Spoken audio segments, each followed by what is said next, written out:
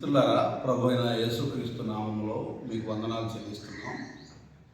యెషయా గ్రంథంలో ఈ మాట వ్రాయబడి ఉంది.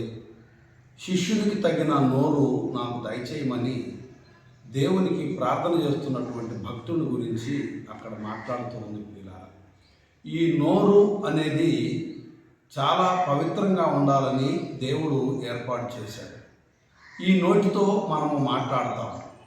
అందుకనే ఈ మాటలు రేపు మనం తీర్పులోనికి రావడానికి, తీర్పుని దాటించి జీవంలోని ప్రవేశించడానికి కారణమవుతున్నాయని పరిశుద్ధ గ్రంథంలో రాయబడింది. నీ మాటను బట్టి నీతిమంతుడు అనియు, నీ మాటను బట్టి దోషి అవుతావనియు, తీర్పులోనికి తేబడతావని పరిశుద్ధ గ్రంథంలో రాయబడింది. ఎవరు తమ పెదవులను కాసుకొని ఉంటారో, తమ పెదవులకు ఎవరు కాపు పెట్టుకొని ఉంటారో వారు ధన్యులని, నీతిమంతులని, పరలోకము ప్రవేశిస్తారని పరిశుద్ధ గ్రంథంలో రాయబడినటువంటి మాట. కనులారా, ఆఖరి దినాల్లో ఉన్నాము. నోటి మాటని మనం కాసుకోవాలి. ఎప్పుడు మన నోటి మీద మనము చెయ్యిని ఉంచుకోవాలి.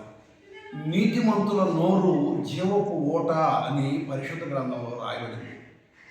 యేసు ప్రభువుని నమ్మిన తర్వాత మనం నీతిమంతులమని చెప్పుకుంటున్నాం కనుక మన మాటలో దోషము లేకుండా ఉండటానికి మనం చూసుకోవలసిన వారిపై ఉన్నాం.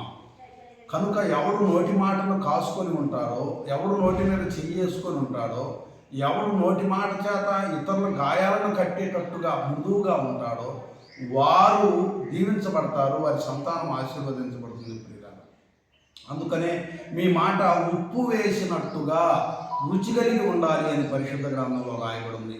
కనుక ఈ మాటలు విశ్వసించవలసిందిగా మనం చేస్తున్నాం.